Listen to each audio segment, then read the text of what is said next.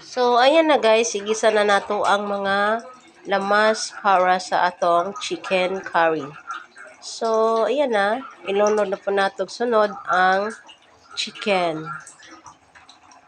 So, ayan na, ilunod na to guys. Then, ito na din siyang ukayon. I-mix nato siya. So, ano lang.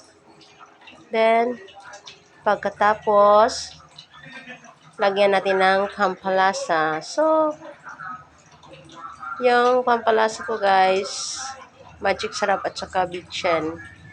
So, lagyan din natin ng asin.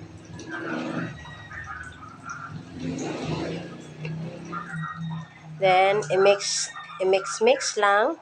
Then, pagkatapos, lagyan natin ng konting tubig.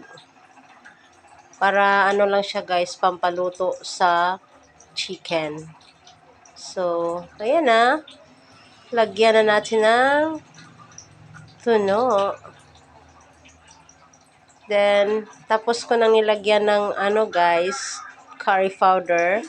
So, yan ang resulta. Then, nilagyan ko na ng sari-saring gulay. So, mix-mix lang. So, ayan na.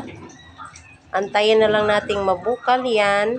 Then, luto na yan guys. Ready to serve na yan na siya guys. So, yan ang simpleng chicken curry nga with gulay. So, ato siyang tilawan kung okay na ba ang lasa. So, okay na guys. So, ayan na. Luto na guys. Ready to serve na siya. So, thank you for watching guys.